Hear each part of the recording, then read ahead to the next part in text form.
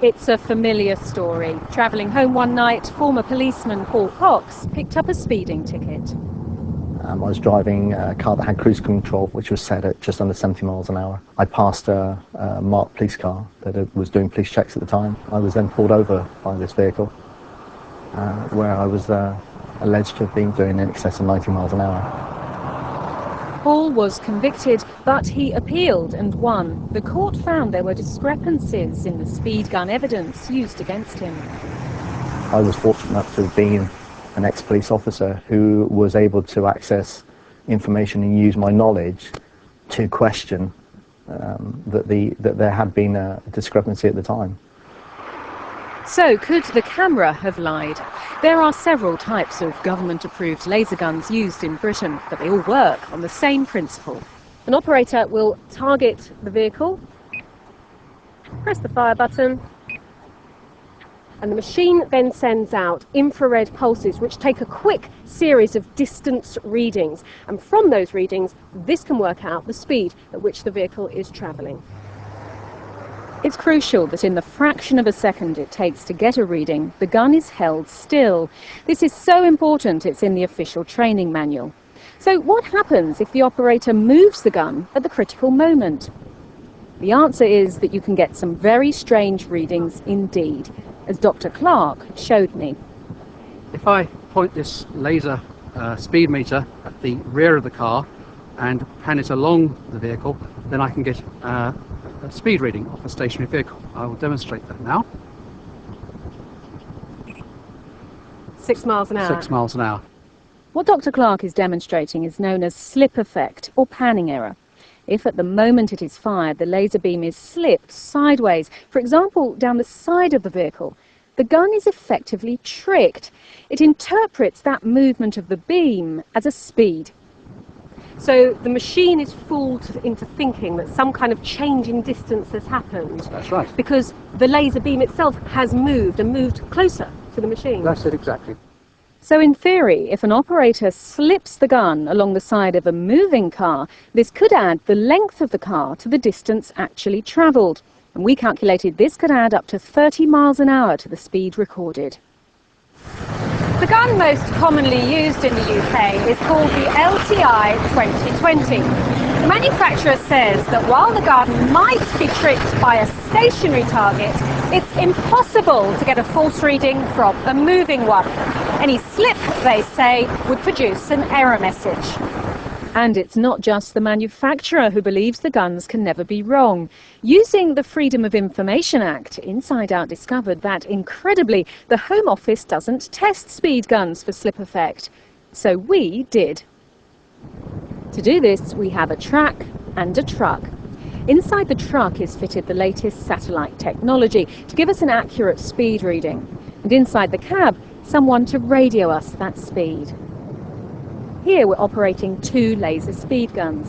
Dr. Clark will be trying to get a correct reading, pointing straight at the truck, holding the gun steady.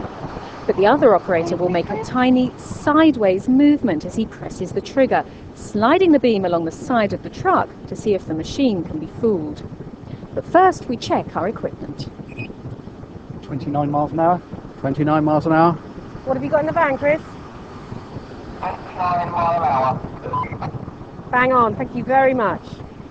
So, now let's try the impossible, the slip effect on a moving vehicle.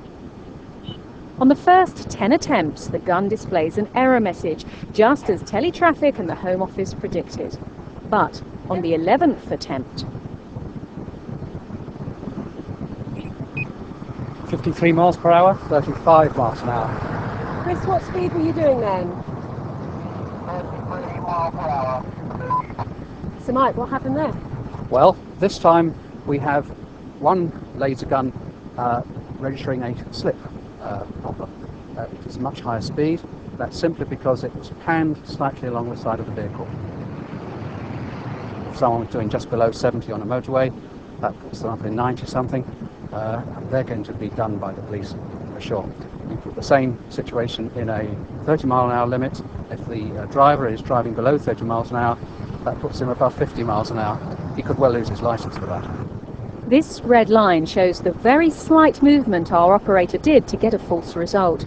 From a further 11 attempts, we got a wrong reading 6 times.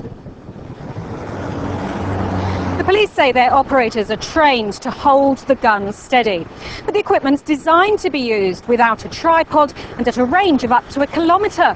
How easy is it not to slip? We asked Professor of Engineering and author John Brignall. I think anybody who wants to find out how difficult it is to get a pair of powerful binoculars and try and focus on the number of a moving car 500 metres away is quite difficult.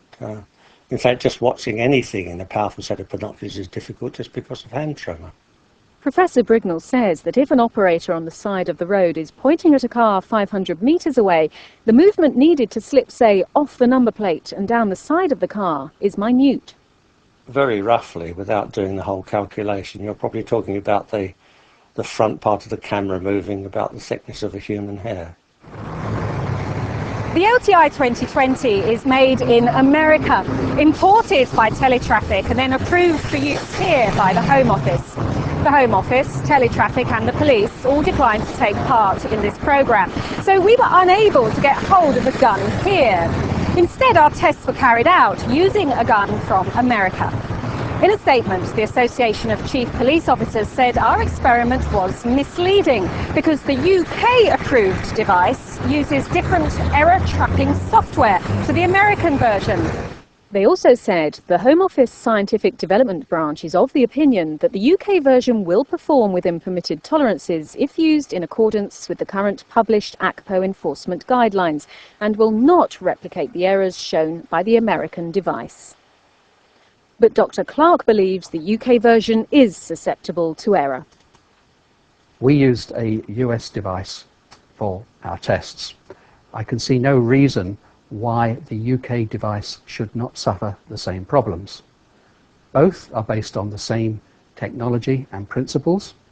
There may be some minor variations, some changes, such as displaying range in meters rather than feet, but the basic operational principle is the same in all devices. Furthermore, Inside Out has found a recent expert report written by Frank Garrett, the UK manufacturer of the LTI 2020. In it, he says the gun used by UK police is identical to that used by NASA. And NASA told us their LTI 2020 is the US version, which would strongly suggest that the UK and US guns are identical. Terry Dodd was a traffic policeman for nearly 30 years. Before he retired 5 years ago, he and his team regularly used laser speed guns. As far as I'm aware, the equipment is very reliable. However, on occasions, you would get a result that was not consistent with what your own eyes were telling you. Sometimes it would be a much lower reading than you expected. Sometimes it may be higher. What was the explanation? Well, sometimes there was no explanation. And Dr. Clark says the police should now openly test their equipment. I would welcome the opportunity to properly test a UK-approved device. This would once and for all clear up any doubt as to the reliability that can be placed on speed measurements made by this device. We too have asked the authorities for a chance to test UK-approved speed guns, but they have refused. So the jury's out on whether the Home Office or Dr. Clark is right.